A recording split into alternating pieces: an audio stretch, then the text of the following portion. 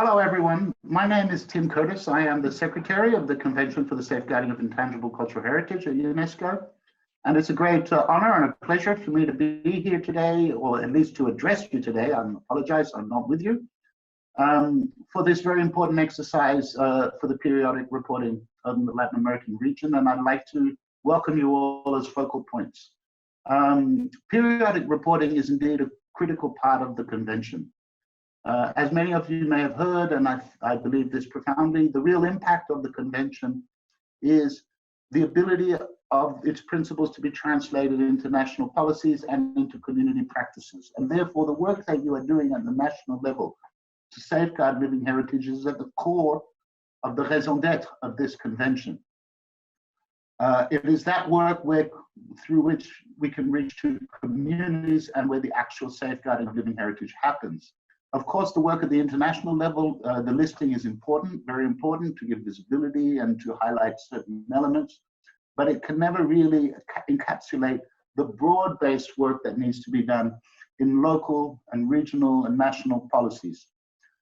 Therefore, this is a very exciting year that you are involved in as the pioneers, really, of the first new and reformed cycle of periodic reporting.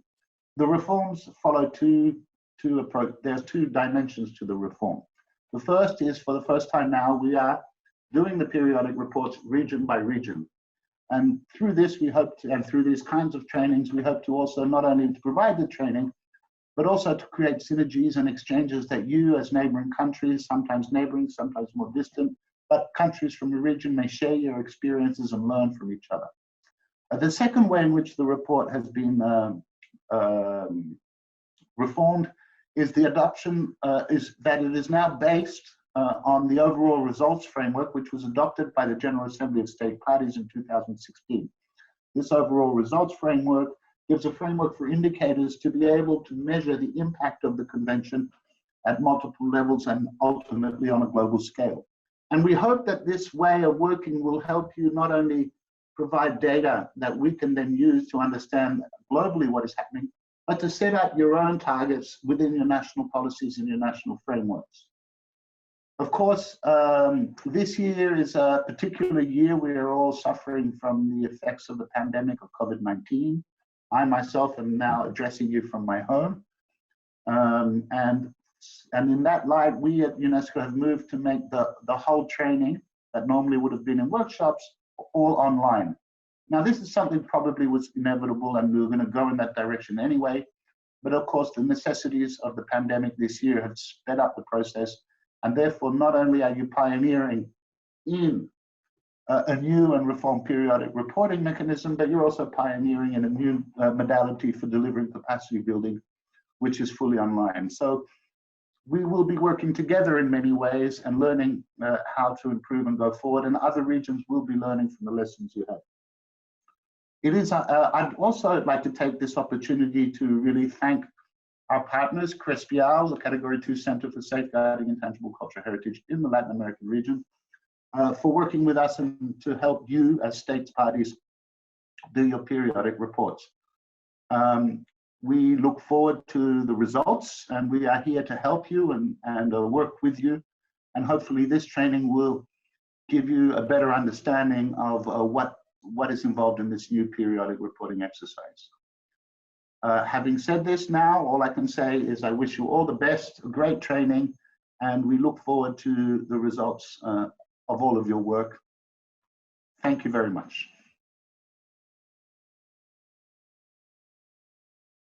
Hola, muy buenos días. Bienvenidos a nuestro curso, a nuestra formación sobre la realización de los informes periódicos de América Latina. Soy Adriana Molano, Directora General del CRESPIAL, nuestro centro de categoría 2 para el patrimonio inmaterial de nuestra región. Y soy también facilitadora de la Estrategia Global de Fortalecimiento de Capacidades de la UNESCO. Hoy estoy con ustedes para invitarlos a participar con una muy buena actitud a este curso, porque nos permite generar estos informes, nos va a permitir como región un espacio de reflexión, de automirarnos, de ver qué hemos hecho, cómo lo hemos hecho. Y esta es una reflexión desde lo local, desde las comunidades, a nivel nacional, desde las políticas públicas, pero también como región, para mirar cómo estamos en la salvaguardia del patrimonio inmaterial. Estos informes han dado un giro, es una nueva manera de elaborarlos, de desarrollarlos, de presentarlos, que nos va a permitir tres grandes aspectos. El primero, abordar con mayor detalle y sistematicidad la implementación de la Convención. Nosotros sabemos que para el caso de América Latina hay una gran diversidad de niveles, de experiencias, de trayectorias de los países, y poniendo toda esta información organizada nos va a permitir compartir las experiencias frente a su implementación. Todos los países tienen experiencias muy positivas en unos temas, algunos en la articulación, otros en la intersectorialidad, otros en la participación comunitaria, y estas experiencias sirven a los demás países. Por eso, estableciendo criterios e indicadores comunes, vamos a facilitar las oportunidades de cooperación, de articulación y de asistencia técnica regional. Al estar basado en una metodología por resultados, permite una mejor trazabilidad y medición de los procesos y acciones de salvaguardia. O sea, cambiar un enfoque centrado en actividades, en procesos pequeños o en una u otra proyecto, y nos va a permitir un abordaje de procesos con resultados e impactos medibles. Además de mejorar nuestra percepción, nuestra comprensión de la Convención, esto también nos va a facilitar la articulación con otros sectores y actores más allá de la cultura. Esto es importante en términos generales porque ya hemos visto que la salvaguardia solo es posible con la intra e intersectorialidad, pero también en este momento, en esta época que estamos viviendo con el COVID-19, porque la gran mayoría de presupuestos de cultura se han visto afectados.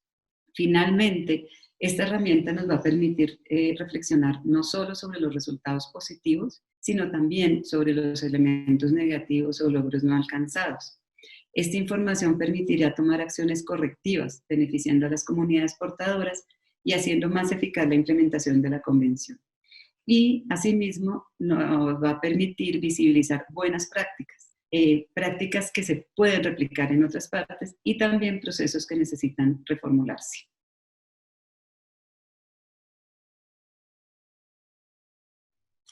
Hello, colleagues and friends in Latin America and the Caribbean.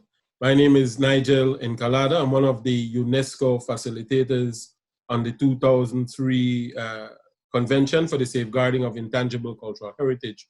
Over the next few weeks, a few colleagues who are also global facilitators on the convention, we will together be working with you on this reformed mechanism for periodic reporting on the 2003 Convention for the Safeguarding of Intangible Cultural Heritage.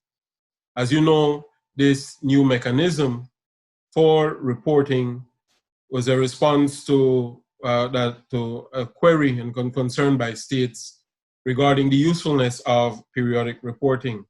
And so this mechanism that has been developed responds to this concern because it allows states to be able to reflect on the situation with respect to implementing the convention, indeed reflect on the efforts to safeguard intangible cultural heritage in our particular territories. And so in going through that process of reflection, we'll be able to interact with our stakeholders through our focal points, get a variety of people involved in the process. And in reflecting, then we'll also be able to make projections about what sort of resources we might need to seek, what sort of resources we might need to allocate in terms of the institutional and human resources. So altogether, we will be able to determine where we are in terms of the convention and then align our particular situations within our states to what are the obligations under the convention. And together, and as the process moves from one year to the next, and as we report from one year to the next across the world, we'll be able to align our regional and local situations with the international situation. And so I encourage you to participate over the next few weeks, and as we together explore the overall results framework. Thank you.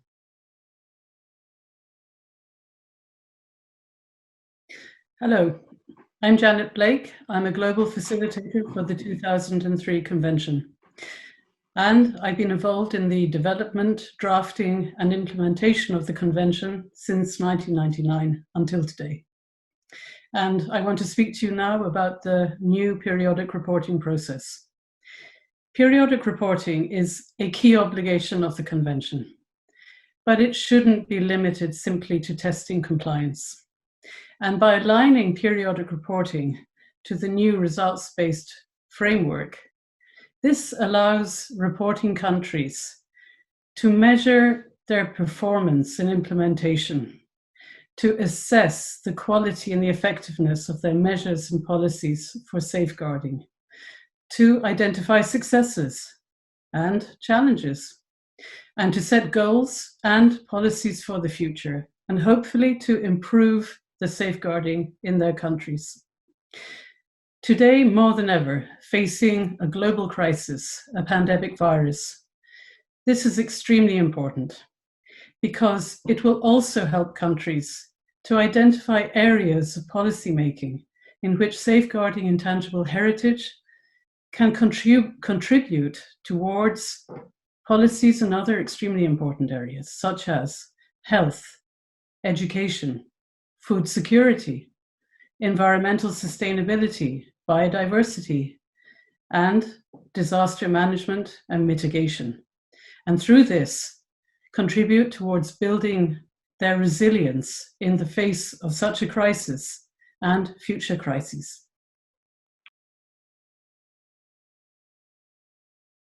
Hola, bienvenidas a todas y todos a nuestro curso virtual de elaboración y presentación de los informes periódicos. Curso este llevado a cabo por UNESCO desde la Estrategia Global de Fortalecimiento de Capacidades. Yo soy Lucas Roque, soy de Brasil, hago parte de la estrategia desde el año 2011 y he trabajado en África y en Latinoamérica. Para mí, el momento de presentar los informes periódicos es más que una rendición de cuentas de lo que se hizo en términos de políticas de salvaguardia del PCI, es sobre todo una oportunidad de establecer una herramienta valiosa de evaluación para los mismos Estados partes.